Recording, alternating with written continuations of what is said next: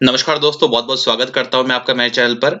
आज हम बात करने वाले हैं ऐज प्रॉब्लम्स की ना। ऐज प्रॉब्लम एक ऐसा टॉपिक है जो लगभग हर एग्जाम में पूछा जाता है, चाहे वो यूपीएससी की सीसेट का पेपर हो या फिर कैट का पेपर हो, चाहे वो एसएससी का पेपर हो या फिर रेलवे का पेपर हो। ऐज प्रॉब्लम्स आपको लगभग हर एग्जाम में देखने को मिल जाएगा। कई पेपर तो ऐसे होते हैं जिनमें वो 2 से 3 बार पूछा जाता है। ठीक है, तो ऐज प्रॉब्लम काफ़ी क्रूशियल टॉपिक है, काफ़ी इंपॉर्टेंट टॉपिक है, पर उतना ही वो सरल टॉपिक है अगर अच्छे से समझा जाए तो। ठीक है? तो आज हम कोशिश करेंगे कि ऐज प्रॉब्लम के ऊपर हम पूरी अपनी पकड़ बना लें, है ना?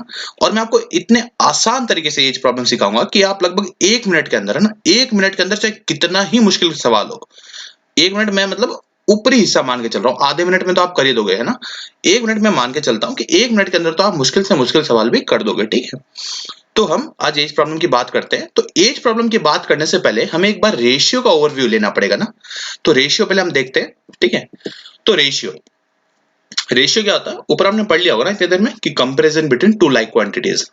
तो चलिए पहले एग्जांपल से समझते हैं ना मैंने क्या लिखा है ये। ठीक है, सपोज रामू है, रामू की इनकम है 10,000, है ना? और जो श्यामू है उसका वेट है 100 kg। क्या आप कभी इसके इनकम को इसके वेट से कंपेयर करोगे?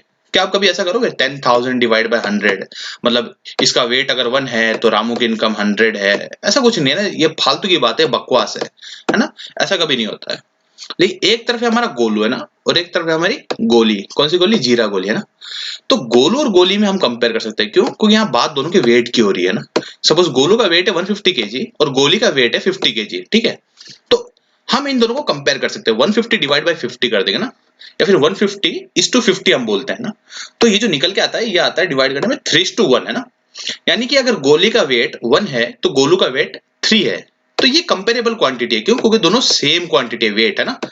जैसे हम इसकी इनकम और वेट को कंपेयर नहीं कर सकते, या फिर गोलू के मार्क्स और गोली के वेट को कंपेयर नहीं कर सकते। दोनों सेम होने चाहिए। या तो गोलू के मार्क्स और गोली के मार्क्स को कंपेयर कर रहे हैं, या गोलू के वेट और गोली के वेट को कंपेयर कर रहे हैं। समझ रहे हो ना हम?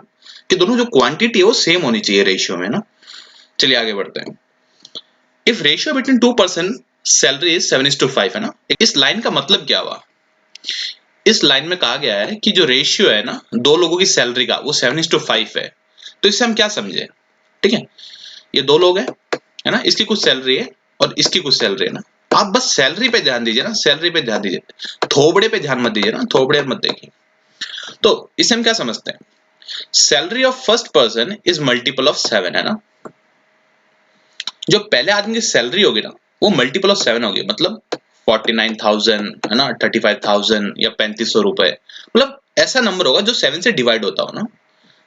और salary of second person is multiple of 5, यानी जो सेकंड पर्सन है इसकी जो सैलरी है वो 5 से डिवाइड होती होगी। वो कुछ भी हो सकती है, 20,000, 10,000, 5,000, 500, है ना? या फिर इवन 10 रुपीज भी हो सकते हैं, क्योंकि वो 5 से डिवाइड हो रही है। ठीक है, दूसरी बात कि जो डिफरेंस ऑफ सैलरी वो मल्टीपल ऑफ 2 होगा। इन दोनों का डिफरेंस निकालो, क्या आ रहा है? 7 - 5 2 आ रहा है ना? तो इन दोनों की जो सैलरी का भी डिफरेंस होगा ना, मान लीजिए इसकी सैलरी 1 लाख है ना, और इसकी सैलरी सपोज मान लीजिए 20,000, डिफरेंस क्या है? 80,000। ठीक है, और डिवाइड किससे हो जाएगा? डिवाइड किससे हो जाएगा? 2 से हो जाएगा ना, 2 से हो जाएगा। दोनों की डिफरेंस जो है वो 2 से डिवाइड होगा। और जो सम ऑफ सैलरी है, इन दोनों की जो सैलरी का सम है ना, कचरा ज्यादा हो गया ना, साफ किया जाए थोड़ा। हाँ, तो इन दोनों की जो सैलरी का जो सम है ना, सपोज इसकी सैलरी सपोज 70,000 है ना, और इसकी सैलरी है सपोज मान लीजिए कुछ भी 50,000। ठीक है, तो इन दोनों की जो सैलरी का सम है कितना हुआ? 1,20,000 हो गया। ये क्या होगा? 12 से डिवाइड होगा। हो रहा है? बिल्कुल हो रहा है ना? तो ये कुछ ऑब्जर्वेशन है जो हमने इससे निकाले। समझ गए? अब आगे बढ़ते हैं ना। रेशियो के कुछ रूल्स होते हैं। क्या रूल होते हैं अभी देख लेते हैं। रूल नंबर 1 होता है कैंसलेशन लॉ, है ना? रूल नंबर 1 है कैंसलेशन लॉ। अब कैंसलेशन लॉ क्या है कि सपोज ए टू बी दिया है ना, दो क्वांटिटी है ना, सेम क्वांटिटी। सपोज ये वेट है किसी का, है ना, और ये दूसरे का वेट है।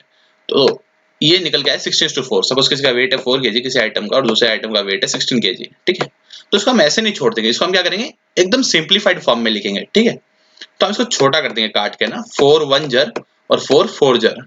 और छोटा हो सकता है? नहीं हो सकता ना, तो इसको इस फॉर्म में बाद में हम लिख देंगे। इसको बोलते हैं कैंसलेशन लॉ, है ना? दो जो चीज दोनों में कॉमन है, जो चीज दोनों में कॉमन है उसे हम काट के सिंप्लीफाइड फॉर्म में लिख देंगे। ठीक है, थोड़ा साफ कर दिया मैंने। अब दूसरा एग्जांपल देखते हैं हम। दूसरा एग्जांपल है a is to b is to c, 12 is to 6 is to 20 है ना। तो आपको एक क्या कॉमन दिख रहा है? 4 कॉमन दिख रहा है सब में, तो सब में से 4 निकाल दो ना। 4 3 ज़र, 4 4 ज़र और 4 5 ज़र। और छोटा हो सकता है इनमें? इनमें कुछ कॉमन है? नहीं कटेगा ना। Last 3 is to 4 is to 5 simplified form यही हो सकता है। ठीक है, अगला देखते हैं ना। x is to y is to z दिया है। ठीक है, ये क्या दिया है? 4m 6m 14m। ठीक है, सब में क्या कॉमन है? m दिख रहा है साफ साफ, m को ऐसे ही काट दो है ना।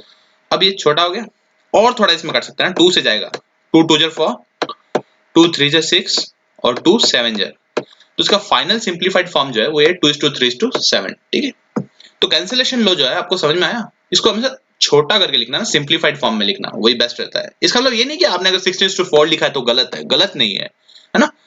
पर जो कन्वेंशन वो ये है कि सिंप्लीफाइड फॉर्म में हम लिखते हैं। ठीक है, वरना वायरस लग जाता है ना, वायरस लग जाता है पीछे। चलिए आगे बढ़ते हैं, दूसरा लॉ देखते हैं, एलसीएम लॉ है ना। एलसीएम लॉ का मतलब क्या हुआ कि suppose a is to b जो है आपको दिया है 2 is to 3 1/3। ये प्रॉपर फ्रैक्शन है ना, प्रॉपर फ्रैक्शन मतलब ये ऐसे लिखा है 2 is to 3 1/3। ठीक है, ऐसा करके लिखा हुआ है। तो आपको इसको भी सिंप्लीफाइड फॉर्म में करना है ना, ऐसे ऐसे नहीं छोड़ देना इसको, है ना। इसको क्या करोगे? पहले तो ऐसे लिख लो 2 is to, ठीक है, इसको इम्प्रॉपर फ्रैक्शन में बना लो। 3 3 9 + 1 10, 10/3 हो गया। ठीक है, अब आपको ऐसे भी नहीं छोड़ना है इसको, है ना। ये ऐसे छोड़ना ही नहीं है बेसिकली, इसको एकदम सिंप्लीफाइड फॉर्म जितना सिंपल हो सके ऐसा 3 is to 5 टाइप है ना। तो आप क्या करो, एलसीएम ले लो इसका, है ना। दोनों का बेस सेम बना दो ना, नीचे 3 ला दो, ऊपर भी 3 से मल्टीप्लाई कर दो। ठीक है, अब जब दोनों का बेस सेम हो गया तो हम इसको निकाल सकते हैं ना, कॉमन कर सकते हैं। कॉमन है ना ये 1/3 दोनों में, तो इसको निकाल सकते हैं। तो अब क्या बचेगा? जब 1/3 निकाल देंगे, 2 into 3 is 2, क्या बच गया? 10 बच गया। ठीक है, और इसमें से 2 निकल जाएगा, 1 और 5, तो आ गया ना 3 is to 5। समझ में आया आपको? हाँ, पहले हमने क्या किया, 2 is to 3 1/3 दिया हुआ था। ठीक है, प्रॉपर फ्रैक्शन था, इसको इम्प्रॉपर में कन्वर्ट किया। ठीक है, उसके बाद हमने क्या किया कि दोनों का एलसीएम ले लिया ना। ये 10/3 था, ये 2 था, एलसीएम लिया, इसको 6 बना दिया, दोनों के नीचे 3 आ गए, है ना। तो दोनों के नीचे से 3 जो हमने यहाँ सीखा कैंसिलेशन लॉ ना, जो एक्स्ट्रा होता है, दोनों में 1/3 था, कैंसिल कर दिया, तो ये बच गया 6 इधर, ये बच गया 10 इधर, है ना। और दोनों को काट दिया और 3 is to 5 जो है फाइनल आंसर अपना आ गया। ठीक, आगे बढ़ते हैं। ठीक है, कंबाइनिंग रेशियो देखते ना। कंबाइनिंग रेशियो मतलब ये एक अलग चीज है ना, ये एक अलग चीज है। दोनों को जोड़ दो ना, जोड़ के एक बना दो ना, जैसे ट्रेन की बोगियां जोड़ते हैं ना, या फिर जैसे ये अलग अलग पार्टी के लोग यहाँ पर आप देख सकते हो ना, अलग अलग पार्टी के लोग आपस में एक दूसरे से जुड़ गए ना, सब अलग अलग है, किसी का कुछ मैच नहीं करता, है ना। नहीं, फिर भी हमको क्या करना है, मैच कराना है, जबरदस्ती क्या करना है, मैच कराना है। तो कैसे कराएंगे, सीख लेते हैं ना। a is to b आपको दिया है 2 is to 3, b is to c दिया आपको 4 is to 3, आपको a is to b is to c निकालना है ना। अब आप इसको कैसे निकालोगे? सिंपल सा तरीका है ना, यहाँ लिख लो a is to b। ठीक है, थोड़ी जगह छोड़ दो, इक्वल टू लिख दो ना। इस b के नीचे ये b is to c लिख दो, यहां से लिखना चालू करो ना, b is to c, है ना। अब इक्वल टू लिखो, राइट। अब जैसे ये लिखा ना, वैसे इसको लिखो। अब a is to b क्या था, 2 is to 3, जगह छोड़ी थी, थोड़ी जगह छोड़ दो यहाँ पे, है ना, जगह छोड़ दो। और उसके बाद b is to c को हम लिखेंगे 4 is to 3 ना। ये b के नीचे ये लिखा था, यहाँ भी b के नीचे लिखेंगे 4 is to 3, समझ गए। अब यहाँ क्या है, is to के सिंबल बना दो ना, दोनों जगह is to के सिंबल बना दो, ये जगह छोड़ दो यहाँ पे। ठीक है, अब क्या हुआ, फाइनली हमको हमारा आंसर मिलने वाला है ना। यहाँ आ जाएगा a is to b is to, है ना। 2b नहीं आएगा ना, इसको 2b मत लिख देना फ्लो में ना, ये सिंगल b आएगा ना। ये ट्रिक है, एक तरीके से ट्रिक है ना। a is to b is to c है ना। अब यहाँ पे आप क्या लिखोगे, इसके बगल वाला लिखोगे, इसके बगल में क्या है 3 है, तो यहाँ क्या लिखोगे 3 लिख दोगे। ठीक है, अब इसके बगल में क्या है 4 है, तो यहाँ क्या लिख दोगे 4 लिख दोगे। ठीक है, अब मल्टीप्लाई कर दो ना, 4 2 ज़र 8 है ना, 4 3 ज़र 12 है ना। 1 कैरी मत डाल देना, पूरा का पूरा यहाँ लिखना है 12 है ना, और 3 3 ज़र 9। ठीक है, तो जो इसका रेशियो आ गया ना फाइनली A:B:C, यही हमारा आंसर है ना, 8:12:9। समझ में आया हमने क्या किया? हमने A:B लिखा, जहां ये B खत्म हो रहा उसके नीचे ये B:C लिखा, उसी तरीके से यहाँ A:B की वैल्यू लिखी, चाहे इसका B का वैल्यू खत्म हो रहा था वहां इसके B की वैल्यू चालू करी, ठीक है, और ये जगह जो है खाली छोड़ दी। खाली छोड़ी, यहाँ किसको भरा? इसके बगल वालों को। ये 3 था, 3 यहाँ भर दिया, 4 था, 4 यहाँ भर दिया, ठीक है। उसके बाद हमने क्या किया, इनको मल्टीप्लाई कर लिया ना, आमने सामने वालों को मल्टीप्लाई करके लिख दिया। तो फाइनली हमारा आंसर क्या आया? 8:12:19 है ना, समझ गए? तो यहाँ आप देख सकते हो ना हमने क्या किया, सेम वही फंडा, ठीक है। बी के नीचे बी लिखा, उसी तरह इसके बी के नीचे बी, ये दोनों जगह खाली, ठीक है, और इनके बगल वाली वैल्यू जो है वो यहाँ पटक दिया हमने उठा के, और लास्ट में इनको मल्टीप्लाई कर दिया, 4 2 8, 3 4 12, 3 0 9। सिंप्लीफाई हो रहा है? नहीं हो रहा, तो यहीं छोड़ दो, है ना। कुछ कॉमन आ रहा है तीनों में? तीनों में आना चाहिए, है ना। ऐसा नहीं कि सर ये दो में कॉमन आ रहा है, इन दो को काट के 4 2 और 4 3 12 कर देंगे, इसको 9 ऐसे पड़ा रहने देंगे, ऐसा नहीं होता ना, ये सब बकवास की बात है, ठीक है। तो कंबाइनिंग रेशियो समझ गए ना, इनको इनको देख के कंबाइनिंग रेशियो आपको याद आ जाना चाहिए, ठीक है। एग्जाम्पल देखते हैं, एग्जाम्पल देखते हैं। तो A:B दिया है 3:2, लिख लें A:B, ठीक है। थोड़ी जगह छोड़ के इक्वल टू लिख लेते हैं ना, क्या लिखा है? 3:2, ठीक है। उसके बाद B:C दिया है, तो B मैंने आपको बताया, अब इसके नीचे लिखेंगे, ठीक है। तो B:C क्या दिया है, तो यहाँ भी इस B की वैल्यू के नीचे लिखेंगे, क्या दिया है? 3:4, 3:4, ठीक है, इक्वल टू लगा देना, इक्वल टू लगा देना। तो उसका दिया है C:D, है ना, क्या दिया है? 5:2, है ना। तो यहाँ C को हम इसके नीचे लिखेंगे, ठीक है, C को इसके नीचे लिखेंगे, ठीक है, और इक्वल टू लगा देंगे, और यहाँ इसके नीचे C लिखेंगे ना, तो ये B:C था तो C के नीचे C आता है, 5:2 आ जाएगा, ठीक है, आ गया। अब इसको ऐसे कर दो, है ना, नीचे लक्ष्मण रेखा खींच दो, है ना। अब इस चीज को नीचे अच्छे से छाप दो ना, जैसा हमको आंसर चाहिए वैसा। A:2, 2 भी है लेकिन एक ही भी आएगा, 2 भी मत लिख देना, 2 C है, एक ही C आएगा। ट्रिक है ना, इसमें लॉजिक मत ढूंढो ज्यादा, है ना। लॉजिक भी है लेकिन वो ट्रिक के हिसाब से मैं आपको बता रहा हूँ ना। तो A:B:C:D, इधर तो आ गया। अब इधर का काम करते हैं ना। अब जैसे 4 है, यहाँ ऊपर कुछ नहीं लिखा है तो यहाँ क्या करो, ब्लैंक छोड़ दो। यहाँ 2 है, यहाँ कुछ नहीं लिखा तो यहाँ ब्लैंक छोड़ दो ना, ब्लैंक छोड़ दो। यहाँ ब्लैंक आ जाएगा, यहाँ भी, ठीक है, यहाँ भी ब्लैंक आ जाएगा, यहाँ भी ब्लैंक आ जाएगा, और यहाँ भी ब्लैंक आ जाएगा, ठीक है। अब मैंने क्या कहा, यहाँ बाजू वाली चीज पटक दो, 2 आ गया। अब लोग सर यहाँ क्या आएगा, तो यहाँ इसके बाजू वाला पटक दो, क्या आ गया? 2 आ गया, तो फिर से 2 आ जाएगा, ठीक है। यहाँ इसके बाजू वाला 3 आ जाएगा, यहाँ इसके बाजू वाला 4 आ जाएगा, ठीक है, 4 है ना यहाँ पे, ये 4 वैसे। तो यहाँ पर क्या आ जाएगा, इसके बाजू वाला 5। अब आप बोलोगे सर इस ब्लैंक पे, तो इसके बाजू वाला देख लो ना, 5 आ गया, तो यहाँ 5 आ गया, ठीक है। अब क्या करो, मल्टीप्लाई करो ना, मल्टीप्लाई करो, 3 3 9, 9 5 45, है ना, 45 इस 2 लिख दो, 3 2 6, 6 5 30, है ना, इस 2 लिख दो, 4 2 8, 8 5 40, है ना, और उसके बाद 2 2 4 और 4 4 16, है ना। तो आप मेरे को एक बात बताओ, इनमें आपको कुछ कॉमन दिख रहा है क्या?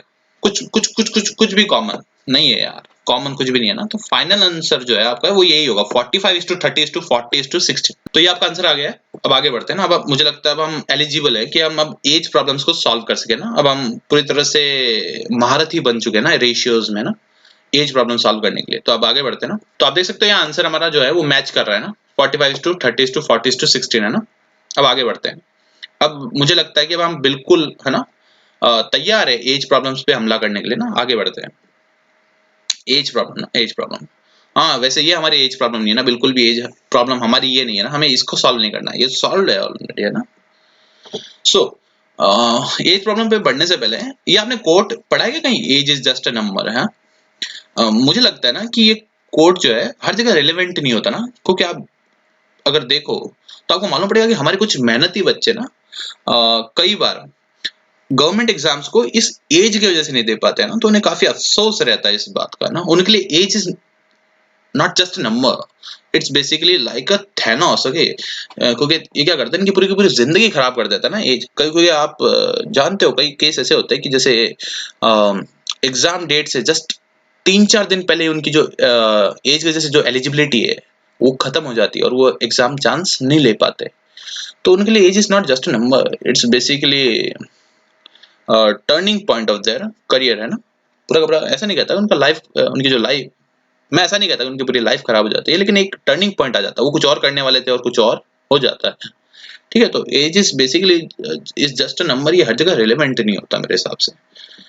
ठीक है, गुरु मंत्र लेते हैं ना, देखिए जो डिफरेंस होता है ना एज में, दो लोगों की एज में, वो हमेशा क्या है, कांस्टेंट होता है। सपोज आज मेरी एज है 23 इयर्स है ना, और आपकी एज है 20 इयर्स, तो हमारे बीच जो एज का डिफरेंस वो कितना हुआ, 23 माइनस 23 इयर्स ना।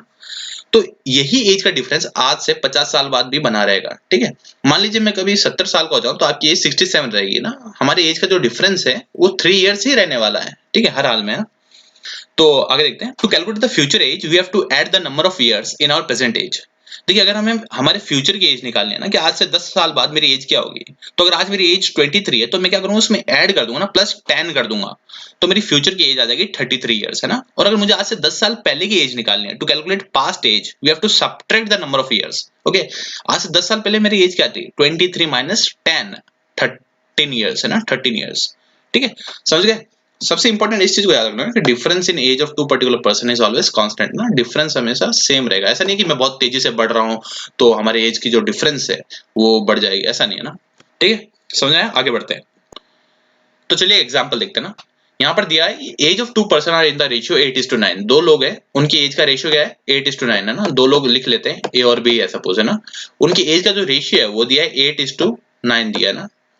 आज से 5 साल बाद है ना, आफ्टर 5 इयर्स, आज से 5 साल बाद +5 है ना, +5 कर देते हैं है ना, और इसमें भी +5। हम डायरेक्ट +5 नहीं कर सकते ना, इसमें ये रेशियो दिया है, ओरिजिनल एज नहीं है। ओरिजिनल हो सकता है 16 हो, 32 हो, इसका कुछ भी मल्टीपल हो सकता है, तो इसमें डायरेक्ट ऐड करके हम नहीं बता सकते कुछ भी। ये रेशियो है ना, उनका जो रेशियो होता है वो 9:10 बन जाता है। आज से 5 साल बाद है ना, उनकी एज का रेशियो 9:10 हो जाता है। ठीक है, तो हमें क्या निकालना है, हमें निकालना present age of the elder person है ना। तो साफ दिख रहा है एल्डर यही होगा क्योंकि इसका रेशियो ज्यादा है ना। तो इसकी वैसे एज गया है ना, जो परफेक्ट एज है, हमें मालूम है मल्टीपल ऑफ 9 ही आने वाला आंसर है ना, क्योंकि हमने पहले देख लिया है कि अगर 8:9 लिखा तो उसका मतलब क्या हुआ कि इसकी जो एज आएगी वो कुछ ना कुछ मल्टीपल ऑफ क्या होगी, 9 होगी, और इसकी एज मल्टीपल ऑफ 8 होगी। तो हम इसकी एज निकालने है ना, हमें क्या दिया है, प्रेजेंट एज का रेशियो और फ्यूचर एज का रेशियो ना, आज से 5 साल बाद का रेशियो। तो चलिए शुरू करते हैं। देखिए ये जो दो रेशियो है इनके बीच डिफरेंस कितना है, +1 का डिफरेंस है। ये जो दो रेशियो है इनके बीच कितना डिफरेंस है, +1 का डिफरेंस है। यानी 5 साल में है ना, 5 इयर्स किसके बराबर है, 1 यूनिट रेशियो के बराबर है ना, 1 यूनिट रेशियो है ना, 1 यूनिट रेशियो का डिफरेंस आ रहा दोनों में। ठीक है, दोनों बराबर +1 हो रहे हैं, वो भी 5 साल बाद है ना। तो हम लिख सकते हैं कि 5 years is equal to 1 unit ratio. ठीक है, लिख सकते हैं। तो हम डायरेक्टली यहां पर क्या करेंगे, 8 इंटू क्या करेंगे, 5 कर देंगे, तो हम इसकी एज आ जाएगी 8 5 जा 40। समझे आप कैसे, मैं बताता हूँ। ये क्या है, रेशियो है, 8 यूनिट रेशियो है ना, ये रेशियो है।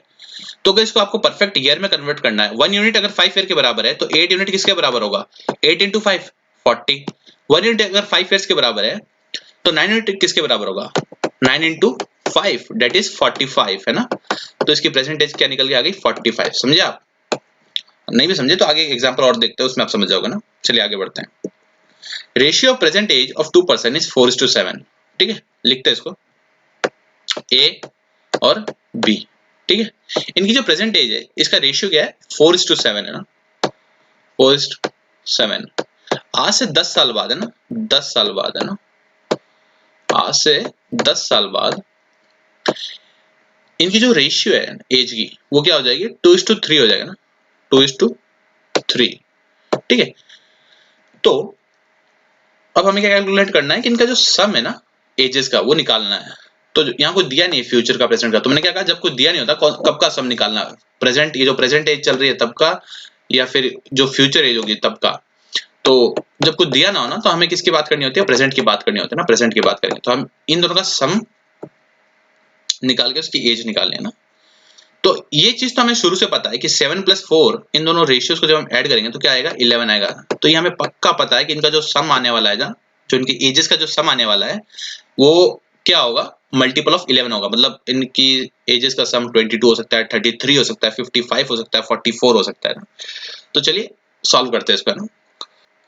ए की जो एज का डिफरेंस है ना 10 साल में वो 10 ईयर्स है, पर अगर हम रेशियो के टर्म्स में देखें तो कितना आ रहा है, यहाँ पर 2 आ रहा है ना, और -2 आ रहा है, उससे खैर कोई फर्क नहीं पड़ता। 7 और 3 कितना हो गया, -4 हो गया ना।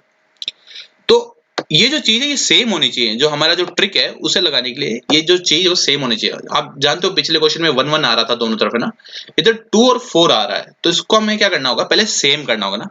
सेम करने के लिए हम क्या करेंगे, 2 और 3 जो है ना, इसका हम क्या करेंगे, डिफरेंस ले लेंगे। कितना आ रहा है, 1 आ रहा है ना, और 4 और 7 का हम डिफरेंस ले लेंगे। कितना आ रहा है, 3 आ रहा है। ठीक है, अब इसका जो डिफरेंस है उसको हम इस ऊपर वाले से मल्टीप्लाई करेंगे, और जो ऊपर वाले का डिफरेंस है उसे हम नीचे वाले से मल्टीप्लाई करेंगे। समझ गए आप? देखो मैं आपको बताता हूँ, ए और बी। अब हम इस जो रेशियो ऐसे नई तरीके से लिखेंगे। ठीक है, ये प्रेजेंट है, ठीक है, और ये फ्यूचर। ठीक है, तो प्रेजेंट एज में हम क्या करेंगे, दोनों का डिफरेंस क्या आता है, 3 और 2 का 1, तो 1 को इससे मल्टीप्लाई कर दो। 1 4 जार 4, 1 7 जार 7। ठीक है, इन दोनों का डिफरेंस क्या आया था, 3 आया था, तो 3 को नीचे वाले से मल्टीप्लाई कर दो। 3 2 जार 6, 3 3 जार 9। ठीक है, तो अब इसको बोल जाओ, अब हमें इसके हिसाब से ही काम करना है, इसके हिसाब से ही काम करना है। ये हमारी नई चीज है ना, 10 साल बाद है ना, 10 साल बाद +10, ये तो +10 ही रहेगा, इसमें तो हमने चेंज नहीं किया। 10 साल बाद ये इनका रेशियो हो जाता है। ठीक है, अब हमें इसके हिसाब से काम करना है, ये फ्रेश है। अब देखिए, अब हम क्या करेंगे, अब दोनों के रेशियो का डिफरेंस चेक करते हैं ना। 4 और 6 +2 आ रहा है, इधर रेशियो का डिफरेंस चेक करते हैं, क्या आ रहा है, +2 है ना। मैं बोलता प्लस माइनस से कोई फर्क नहीं पड़ता वैसे, हमें तो मेन ये नंबर देखना है। 2 और 2 सेम है। अब हम इसमें वो ट्रिक अप्लाई कर सकते हैं ना, अब वो ट्रिक इसमें अप्लाई हो जाएगी। ठीक है, तो हम क्या बोलेंगे, 2 यूनिट रेशियो है ना, 2 यूनिट रेशियो का जो चेंज है, असल में 2 यूनिट रेशियो चेंज हो रहा है, लेकिन वो किसके बराबर हो रहा है, 10 ईयर्स के बराबर, 10 साल के बराबर है 2 यूनिट रेशियो का चेंज ना। तो 1 यूनिट किसके बराबर आ जाएगा, 1 यूनिट आ जाएगा 5 ईयर्स के बराबर है ना। और हमें क्या निकालना था, दोनों की प्रेजेंट एज का सम निकालना था। ठीक है, तो दोनों की प्रेजेंट एज क्या आ रही है, 7 + 4 यूनिट रेशियो है ना। इसको भूल जाओ, इसको देखना ही नहीं है, 4 + 7 नहीं करना आपको, इधर से करना। मान लीजिए इधर अगर चेंज हो जाता ना तो हमें उसी को ऐड करना होता था।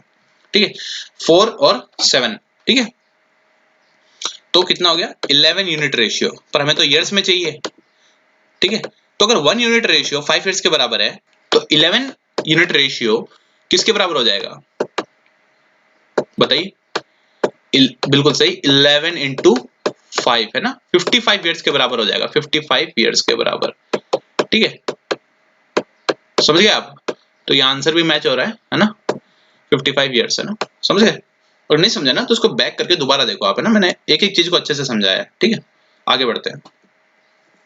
Ratio of present age of 2 boys is 5:6। ठीक है, और 2 साल बाद दोनों की जो रेशियो एज का वो हो जाएगा 7:8। The ratio of their age after 12 years, 12 साल बाद उनकी एज का रेशियो क्या होगा। चलिए लिखते हैं ना। मान लीजिए एक लड़का है राम, दूसरा लड़का है श्याम। ठीक है, दोनों की प्रेजेंट एज, प्रेजेंट बोला ना, प्रेजेंट प्रेजेंट एज का जो रेशियो है वो दिया 5:6। क्या दिया, 5:6। 2 साल बाद ना +2 कर देते हैं इसमें ना, +2 ईयर्स, और 2 साल बाद दोनों का जो रेशियो आ जाएगा वो क्या आ जाएगा, 7:8 हो जाएगा। 7 और यहाँ 8 है ना। अब हमने ट्रिक लगाते हैं। ठीक है, जो राम की जो 2 रेशियो है, इन दोनों का क्या करेंगे, डिफरेंस लेते हैं। 5 और 7 में क्या डिफरेंस है, +2 का है। इधर श्याम के डिफरेंस लेते हैं, 6 और 8 में +2 का। ठीक है, तो आप देख सकते हैं कि जो 2 यूनिट रेशियो है ना, यूनिट रेशियो है ना, वो बराबर है किसके, 2 ईयर्स के, 2 ईयर्स के बराबर है। तो इसका मतलब क्या हुआ कि 1 यूनिट रेशियो है ना, वो किसके बराबर हो गया, 1 ईयर के। ठीक है, तो ये सिंपल इंटू 1 कर दो इसको आप, तो 5 साल का ये हो गया प्रेजेंट है ना, इसकी एज 5 ईयर्स है, इसको इंटू 1 कर दो, क्योंकि 1 यूनिट 1 ईयर के बराबर ही है यहाँ पर, और ये 6 ईयर्स का हो गया। ठीक है, तो क्या पूछा है, the ratio of their age after 12 years. जब कुछ नहीं दिया हो तो प्रेजेंट से लेते हैं ना, मैंने बोला कब से, 12 साल कब से, क्या 2 साल बाद से 12 साल या अब से। जब कुछ नहीं दिया तो प्रेजेंट से लेंगे, तो प्रेजेंट एज से 12 साल बाद है ना। तो अभी इनकी एज क्या है, 5 साल और 6 साल।